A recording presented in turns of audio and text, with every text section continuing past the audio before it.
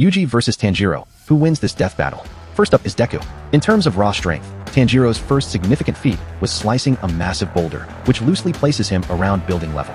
His later fights against upper-ranked demons, particularly his relativity to Doma, offer better scaling data.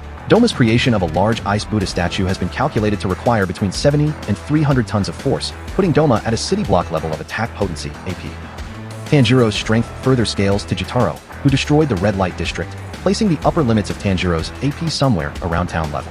However, his durability is significantly lower than his AP, as is common in human versus demon fights. A prime example is the Battle of Rengoku versus Akaza, where Rengoku nearly matched Akaza's strength, but was essentially one-shot once a decisive blow landed.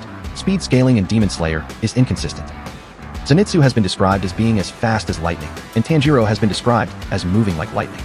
Yet, these statements contradict instances where Tanjiro and other Hashira, Mitsuri, have been tagged or blitzed by sound-based attacks, and Upper Rank 4 was hit by bullets even with prior warning. To resolve this inconsistency, we must consider the context. In the same fight where Mitsuri was tagged by a sound-based demon art, she also reacted to and dodged several lightning strikes. I believe the writer intends for high-tier characters at the Hashira level to be genuine lightning timers. Since Tanjiro eventually fights Muzan, who is far superior to Hantengu and Upper Rank 4, Tanjiro's combat and short burst speed should logically be around Mach 300. Know his hacks and other abilities.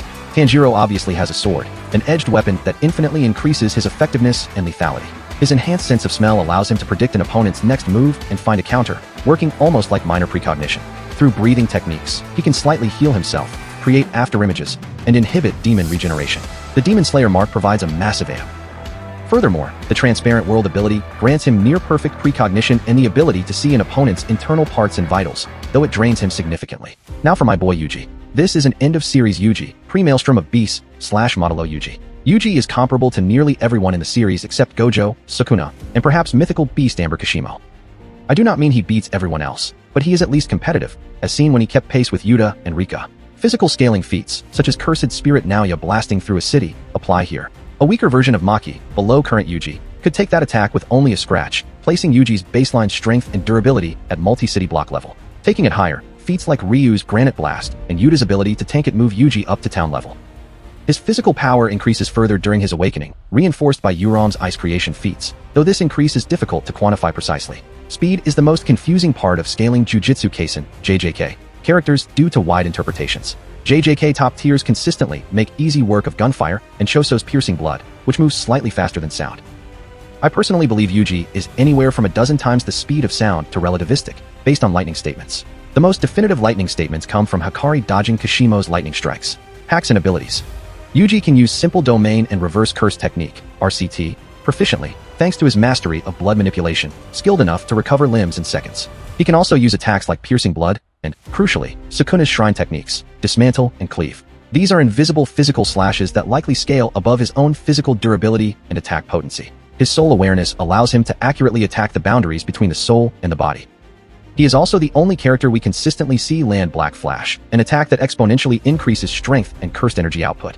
Finally, he possesses a domain expansion, which likely imbues the effects of cleave and dismantle while also targeting the soul directly. The verdict. In terms of strength, the two are in the same ballpark, though I think Yuji has the edge. Tanjiro's sword attacks are more lethal than Yuji's base punches, but durability is a different story. Yuji would be able to take many attacks from Tanjiro without needing RCT, but Tanjiro realistically could not survive more than a dozen base attacks from Yuji. In terms of hacks, the advantage easily goes to Yuji. His invisible slashes would not be visible to Tanjiro unless he activates the Transparent World. We have seen in situations like this that the likelihood of Yuji landing a Black Flash is increased. Honestly, one Black Flash or one cleave landing would kill Tanjiro. If Yuji gets a domain expansion off, it is lights out for Tanjiro. Tanjiro's abilities simply pale in comparison. Now for the biggest problem, speed. Tanjiro is overwhelmingly and lopsidedly faster than Yuji. This is the main obstacle. If Yuji caught Tanjiro off guard, he could pull off something similar to what Ubuyashiki did to Muzan, offering some win conditions for Yuji despite the speed gap. As long as Tanjiro doesn't instantly go for a decapitation kill, anything else could be healed by Yuji's RCT. Yuji could counter with his invisible slashes, and since Tanjiro has to focus to enter the see-through world, there is a large possibility of them landing. If Yuji notices the speed gap, he could instantly open his domain.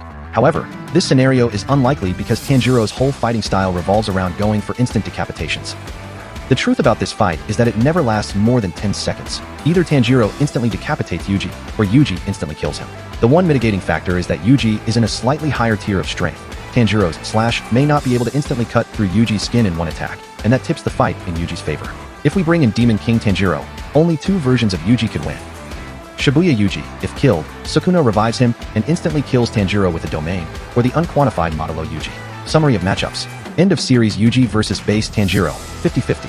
Shibuya Yuji vs base Tanjiro, Yuji wins because of Sukuna. Demon King Tanjiro vs base Yuji, Tanjiro wins 6 out of 10 times. And DMK Tanjiro vs Shibuya Yuji, Yuji wins. So do what you will with this information. Before you go, please subscribe. This is my second long-form video, and I put a lot of time into these analyses. I would really appreciate if you subscribe.